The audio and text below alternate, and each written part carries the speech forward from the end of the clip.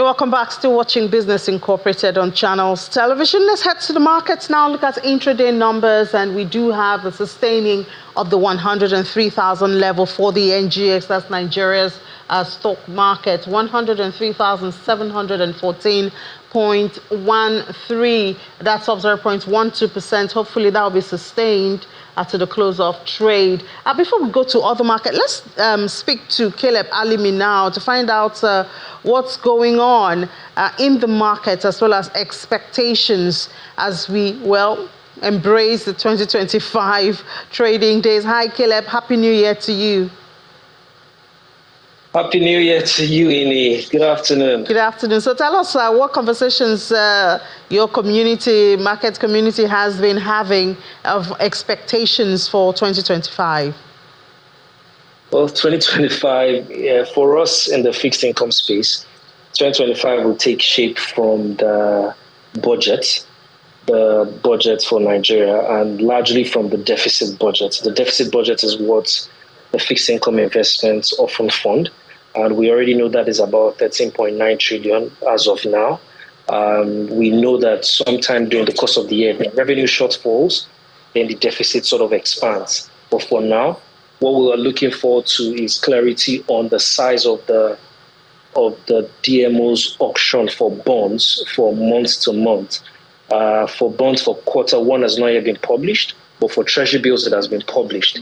They're going to be issuing a little over 4 trillion in the first quarter of the year versus about 5 trillion that is maturing.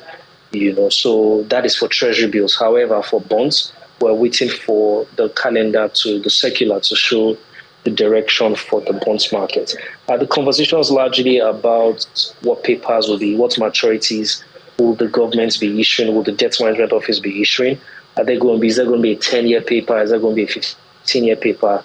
What we observed or what we noticed last year was because the interest rates were very high, the debt management office pegged all the maturities at no more than 10 years, so that the interest cost is not too burdensome for a long term. We expect that will be the same thing, at least for the first half of this year, that between now and the first half of this year, it will still be the relatively medium-term bonds that would be in issuance. That is between a 5-year, 7-year, and a 10-year paper is what we're expecting, for them to issue. Subsequently, from, say, the second half of the year, if interest rates begin to improve, then we could see longer-term bonds. But for now, expectations on the market are largely around what we call medium-term bonds, 5-year to 10-year bonds. Yeah, but Caleb, these are part of the issues. So we're just talking about debt servicing and how it's expected to be over 187 trillion, and it all fits on this. If interest rate remains high, then, to make the securities attractive, the yields will have to remain high, and that means that debt servicing also increases. So while investors are happy, the country is actually feeling it. You're correct. I often make a joke that some of the debts that we're raising are, unfortunately, for maybe our grandchildren. Some of us children, but largely our grandchildren. This is going to be a conundrum that will continue until our revenue increases beyond, what we currently have, until we begin to run a surplus budget. But as long as we run a deficit budget, debt servicing will remain very high, and the burden will remain on, will be there for generations. Unfortunately, the government is targeting 15%. If inflation gets to 15%, that means it's a cycle, it would affect. But a lot of people are doubting the reality of that. So that means that probably most parts of this year, we're going to see yields still trending higher.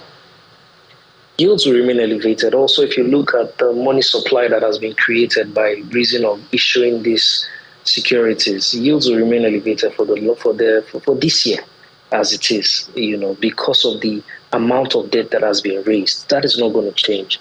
Like you mentioned, while investors may be smiling, the cost implication for the government, for the nation is really, really concerning. But don't you think that when we look at the fiscal side of the economy, we have our refineries working now, perhaps the reduction of the demand for FX, for import, and some other factors could help in one way. Maybe if the government would really emphasize non-oil export also, that could also reduce the demand and this debt servicing that we're afraid of. Yes, all of this, can happen.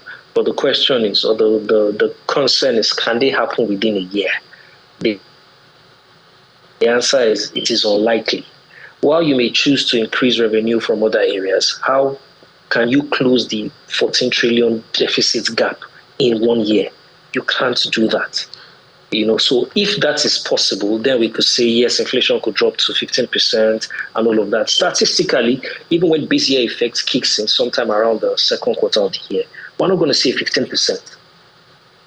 We're still going to be double digits or high or mid 20s, right? That's what we're going to see. It's not going to come to 15%. So over time, all of these things will come in place, but they cannot happen within a year. So except the outlook is for 5 years and above.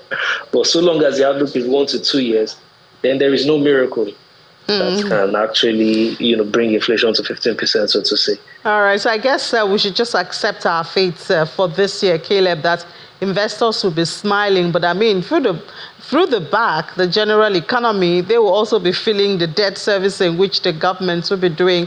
And I guess that will be our story for 2025 in the country. Yes, like we say, we are a prayerful country. Let's continue to pray for our children, because the burden is being created for them to solve. Yeah, we'll continue to pray when we're not doing what we are supposed to do. But thank you so much, Caleb Alimi, for your perspective this afternoon. Thank you.